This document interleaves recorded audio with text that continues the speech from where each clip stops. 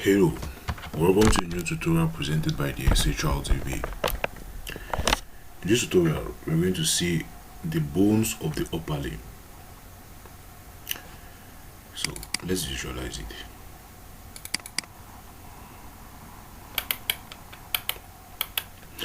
Now, with the upper limb, we need to know that the upper limb starts at the level of the appendicular skeleton. We have the appendicular skeleton at this side. The upper limb comprises of the scapula. Posteriorly, it comprises of the clavicle anteriorly, and both of these bones are used to connect the upper limb to the central part of the body. So the connection of upper limb to central is via the scapula and the bones. Now, the next one we have and the scapula, the clavicle. The next bone we have the humerus. The next one we have these two forearm bones. The two forearm bones are called, this one here is the radius, this one here is the ulna. The next one we have the carpals. The carpals located at the wrist. After the carpals, we need to know that we have the metatarsals. This is the first metatarsal located at the level of the thumb, and this is the fifth metatarsal located at the level of the digiti minimi, the smallest digitory. And these are the intermediate metatarsals. Now we have, after the tarsals, we need to know that the only phalange which consists of two in numbers are the phalanges of the thumb. The rest of the phalanges are 3 in numbers. So that's a brief overview of the bones of the bones of upper limb. So we are going to take each bone of the upper limb and then visualize its structure for us to have an anatomic implication and then a relevance for us to visualize the next tutorials which are upcoming. So the clavicle. So let's start with the clavicle. The clavicle, as you can see, it connects the upper limb directly with the sternum, as you can see as such. And the sternum is part of the axial skeleton. So connecting our appendicular skeleton, upper limb, to the axial skeleton is this clavicle. So now let's see the structure of the clavicle. So we come here, parts. Now the clavicle is seen as such here. So this point here of the clavicle is the acromial end of the clavicle. At this point here is the acromial end. This point here, which is the acromial end, is lateral, the lateral part of the clavicle. This point here is the medial part of the clavicle, or the sternal end. So it's the point which is going to connect with your manubrium of the sternum. So this point of the clavicle is going to connect with the manubrium of the sternum. At this point, you're going to have a facet for connection with the manubrium of the sternum. And now you need to know that at the medial end, there exists a exists a tubercle at this position for the costoclavicular ligament. So there exists a tubercle at this position for the costoclavicular ligament called the costoclavicular tubercle, or the costoclavicular groove. So, and that groove is going to be used for the connection of the costoclavicular ligament, which is going to connect the first rib and the clavicle above. So that costoclavicular ligament is a groove which is located here. So this is the groove, the costoclavicular groove here. So you can see the costoclavicular groove quite very well here on the lateral side. So it's used to connect with the first rib. The costoclavicular ligament is used to connect at this position on the clavicle and on the first rib. So this is the clavicle on the medial side. Now this part is the body of the clavicle, and the body of clavicle consists of a very prominent groove here. We can visualize that there is one groove of the body of clavicle which is going to bind to the subclavius muscle. So that's already one groove which is going to bind to the subclavius muscle, and the subclavius muscle is another muscle which is very important for the in order to make sure that the clavicle is connected with the first rib. So that's a muscle which is used in order to contract and make sure the clavicle is bound to the first rib. Now the next part of the clavicle, we can have portions, a groove where the pectoralis muscle and the deltoid muscle are binding to. So this other groove, you can see it here. Now on the lateral side, you have the acromial hair. The acromial head is going to bind with the acromion of the scapula.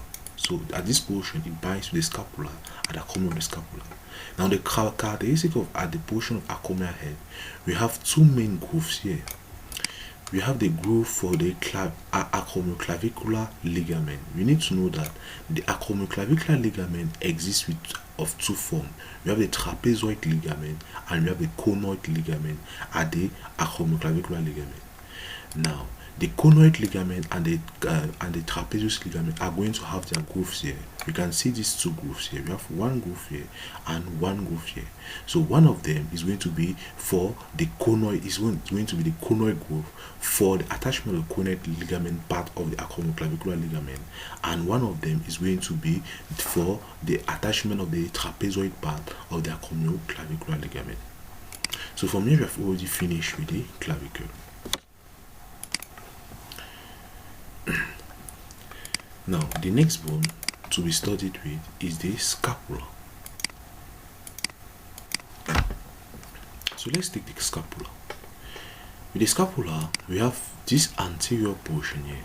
Upon seeing the scapula anteriorly, we see here, this is the subscapular fossa at this portion here, and lying on the subscapular fossa, we have the subscapularis muscle. At this portion here, we see a small tubercle which is just like the thumb of a finger. It is called the coracoid process. At this portion here, it's just like the thumb of a finger.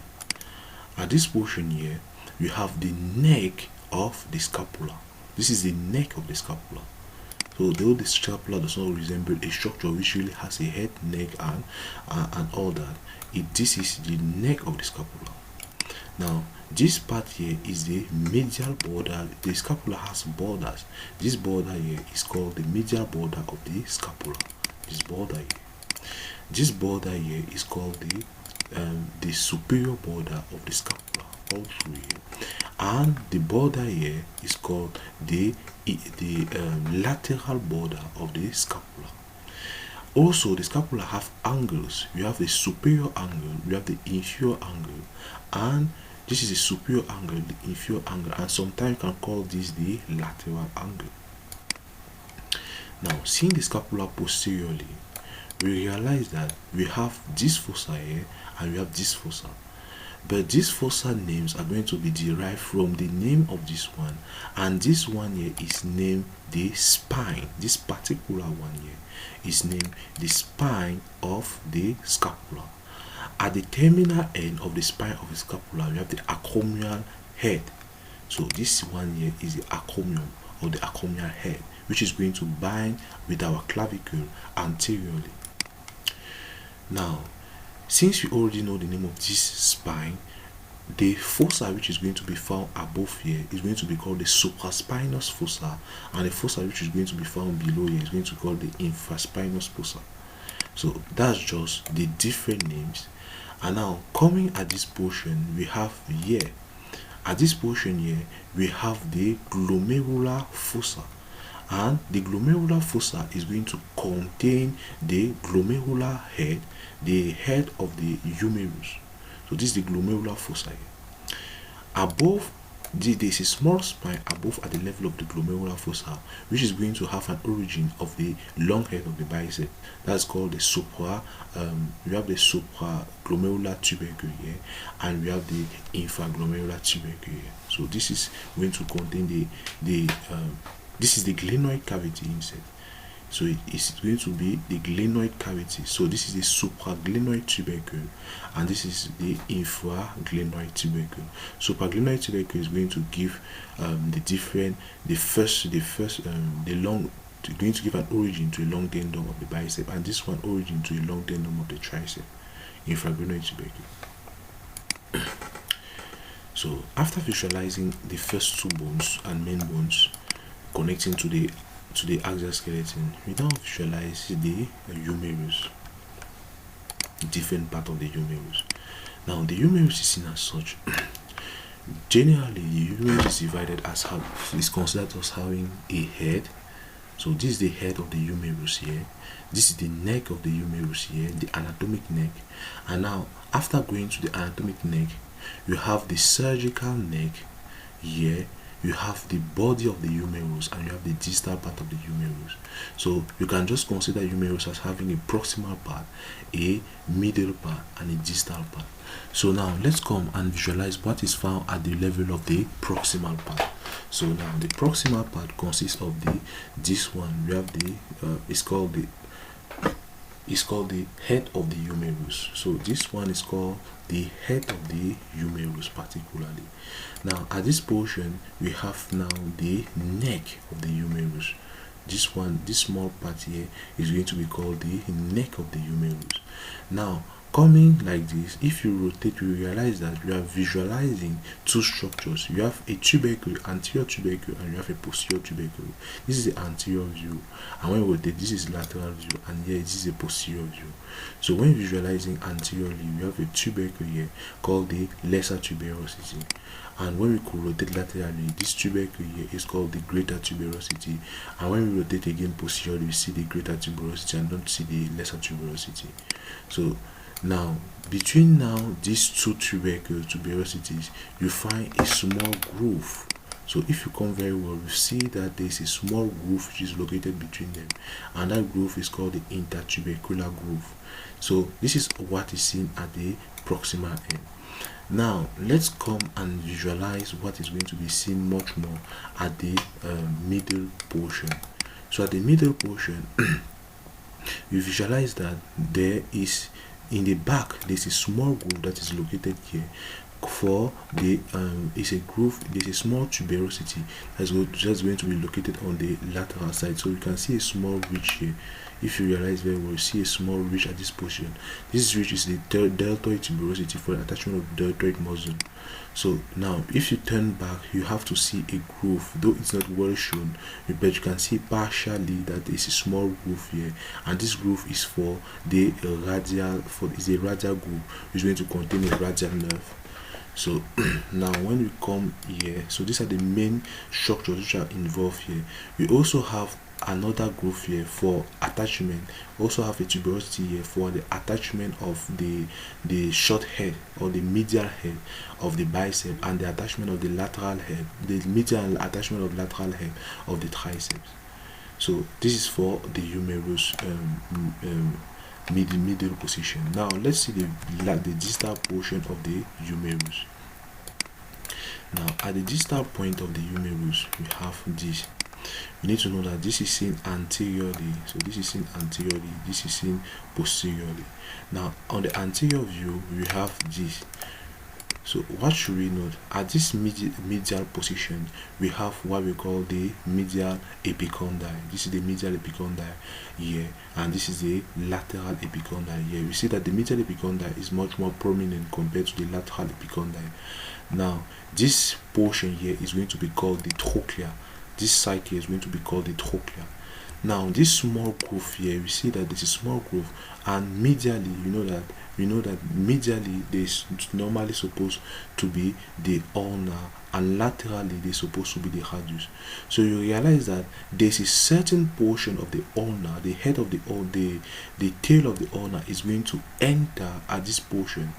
So when the ulna is contracting, that portion of the ulna, which is called the coracoid process of the ulna, it is going to, when the bicep contract, the coracoid process of the ulna is going to enter in this groove here, and this fossa here is going to contain the coracoid process. So since it contains the coracoid process, we are going to call it the coracoid groove, or the coracoid notch.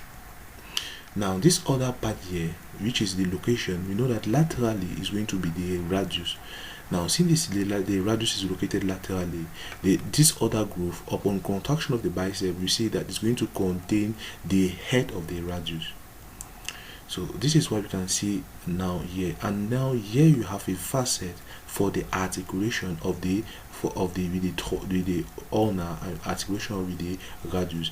You see that the trochlea, this trochlea is going to enter on the medial side with the, or is going to do an articulation on the medial side with the ulnar to form with the trochlear notch of the ulnar, and this one is going to do an articulation with the head. This is what is called the capitulum. So this one is a radial fossa, the coracoid fossa, the capitulum, which does articulation with the head of the radius, and you have the trochlea, which does the articulation with the trochlear notch of the ulnar. So that's what you see anteriorly. So now let's visualize posteriorly. Posteriorly, we see this big groove here, and this big groove here, we realize that it's going to be used upon extension of the forearm. So when you perform an extension of the forearm by using the tricep, you realize that the portion of the ulnar which is going to enter this portion, and this the part of the ulnar enters here is the olecranon. So you have an indirect name for this called the olecranon fossa. So this is what, and here you can see the mid epicondyle, and here you can see the lateral epicondyle. So this is what you can see on the distal part of the humerus. So now let's come to see the radius and ulnar. You see that medially you are going to have the ulnar here, and the ulnar is going to do an articulation with the trochlea here. So that's going to form the trochlear notch. The radius also is going to do an articulation with the capitulum here. So the capitulum with the radius and the trochlea with the ulnar. When it contracts, you see the bicep contracts, the radial head enters into the radial fossa, and this coronoid process here is going to enter into the coronoid fossa here, into the coracoid fossa. So it's, yes, coronoid fossa. So now let's visualize the first bone here, which is the radius. So we have the part. Now the radius can still be divided into a proximal part, the body, and the distal part. Now let's visualize the proximal part. Now you need to know that the proximal part is just like a hand which has been closed with the thumb at this side and all the fingers at this side. So just imagine your hand with all the fingers at this side and with the thumb at this side trying to contain a small ball. So you can think of the head of the radius. Now you see very well that this part here of the radius is going to be called, this part above here of the ulnar is going to be called the olecranon. So this one is the olecranon process, and this olecranon process is going to enter posteriorly in the olecranon fossa, as you have seen above. Now you have this part here. This part here is going to be called the coracoid process, the coracoid process of the ulnar. So this is called the coronoid process. Now after the coronoid process, now you have here at this portion here, you are going to have the trochlea. So this groove here, if we add up, you have this portion here is going to have we are going to have the coronoid process. The coronoid process at this groove here, you are going to have the trochlea. So you have this groove here is going to be the trochlear notch for the articulation with the trochlea laterally, for the articulation of the trochlea medially. So here is going to be the trochlear notch. Laterally here, you're going to have the radial notch still for the articulation with the head of the radius laterally. So this is going to articulate with the trochlea medially, and this one is articulating with the laterally. Also at this portion here, you can have the portion still for the trochlea. So this is what we have for the distal, for the proximal part of the ulnar. Now coming to the middle part, we should characterize the middle part as being triangular. We see that it is much more pyramidal. It's coming like that as a pyramid.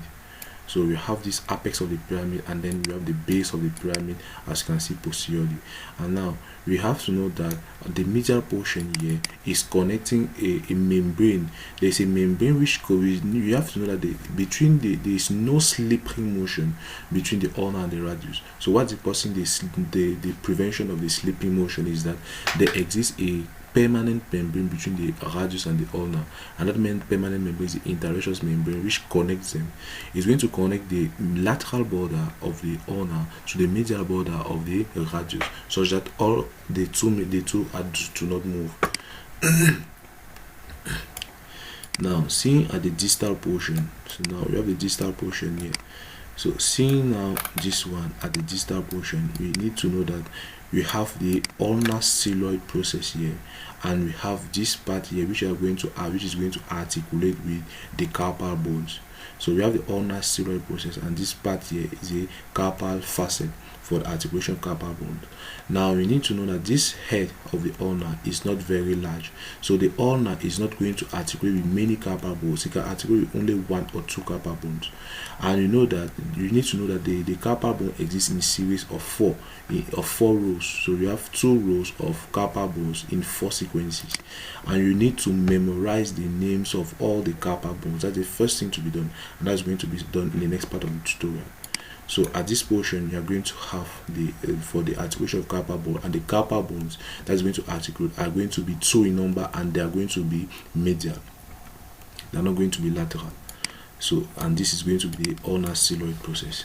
Now let's come and visualize the radius.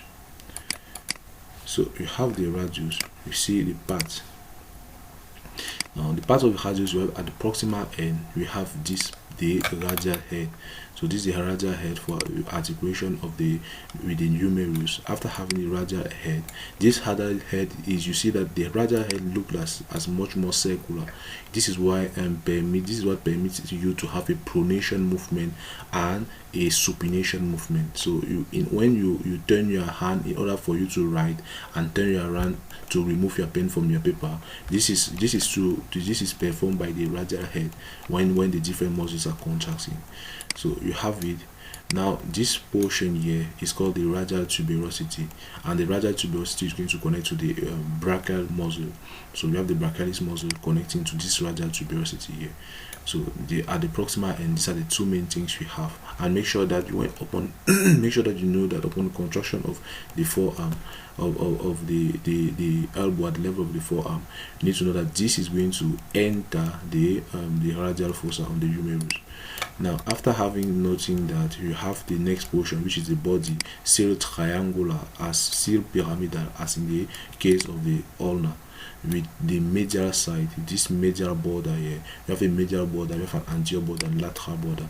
The other one had a medial border, anterior border, and lateral border still. With the lateral border at this time, this medial border instead is going to give the part for the interosseous membrane, going to bind with the lateral border of the ulna.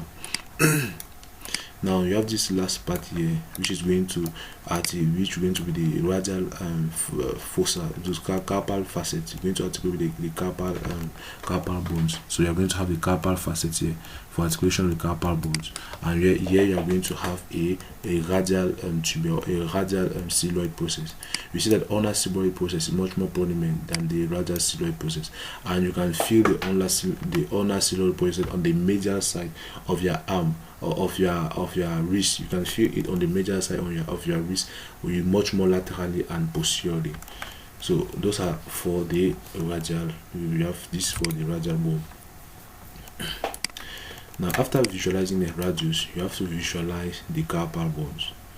Now, the carpal bones, when visualizing it, you must make sure that you visualize the carpal bones in series. Carpal bones are seen as such.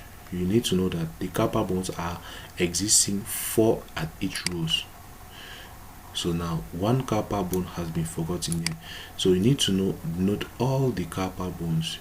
These are the carpal bones. So you need to know that there are 4 carpal bones at the first row. This is the first row of carpal bone, and this is the second row of carpal bones. There are 4 carpal bones on the first row, and there are 4 carpal bones on the next row. Now let's visualize it. This carpal bone, which is located laterally, the one which is on the first row and located most laterally, this one here is a scaphoid bone, and this other one here is going to be the lunate. So you need to memorize the different bones located at the first row and on the second row. So this is the proximal row here. We have the scaphoid, we have the lunate, we have this one posteriorly here is going to be called the triquetrium, and this one which is located anteriorly here is going to be called the pisiform. So the triquetrium is posterior and the pisiform is anterior to it. It's as if they are fused, they are much more fused to each other. Now you see that the ulnar sigmoid process does not really articulate with them. At times the ulnar sigmoid process can articulate with the triquetrium, but it does not articulate with the pisiform, or articulate with only one carpal bone, and that carpal bone is the triquetrium. The pisiform articulate directly with the triquetrium posteriorly. So the ulnar, since it's very small, is going to articulate only one, which is the triquetrium, while the radius, since it's very large, is going to articulate with two carpal bones, which are the scaphoid and the lunate. So that's what is seen on the proximal row. On the distal row, see go from lateral to medial. Laterally here, you're going to have the trapezium. Here was the triquetrium, and here is the trapezium. We have the trapezium here articulating the scaphoid. We have the articular face of the trapezoid now articulating with the scaphoid. At this portion here, you have the trapezoid bone. All these. Now here you instead have the capitate. The capitate articulate both with the scaphoid and the lunate. And here you visualize now the hamate. Now you should make sure that this part of the hamate should be taken up with great consideration, and this part is going to be the hook of the hamate. You see that it's like a hook. So the hook of the hamate has to be taken in consideration. So that's the portion here which is seen outward as such. Now after that, we need to know that you are finished with all the muscles on the proximal portion. So on the distal portion, we have the scaphoid, lunate, triquetrium, pisiform on the proximal row, and now on the distal row from lateral to medial, we have the trapezium, trapezoid, capitate, and hamate. And don't forget the hook of the hamate here. So these are the different bones. Now we can now pass to the different metatarsal, the metacarpal bone. The metacarpal bones are the bones forming the palms of your hand. Now you see again that these are some certain extension of the first metatarsal. The first metatarsal is located on the thumb, while the last metatarsal, the fifth metatarsal, is located on the GG on the small finger, on the small digits. Now you have this. The difference between a digit and a finger is that there are 5 digits and there are 4 fingers. The thumb is not considered to be finger, so the digits are 5 in number. Now let's come again here. You visualize this portion. You see that there are small tuberosities here. I can see the tuberosities of the metatarsal bone. This is the first metatarsal. This is the second metatarsal here. This is the third metatarsal here. This is the fourth metatarsal here, and this is the fifth metatarsal. Now we need to know that it's only the thumb which has only 2 phalanges. All the others bone have 3 phalanges. So all the other digits have 3 phalanges. Only the thumb which has 2 phalanges. So you need to put in mind then that, so if they ask you for the number of phalanges, you just imagine that the other 4 have 3 phalanges. So I do 4 times 3. 4 times 3 is going to give me 12, and I'll add it with 2 of the thumb, so it's going to give me 14 phalanges which are going to exist on the palms. Now on the metatarsal, at the level of the toe of the foot, it's different. So we have the first phalange is going to be called the proximal phalange. This one here is going to be called the proximal phalange. And now after the proximal phalange, for the thumb, you only have the distal phalange. There is no intermediate phalange.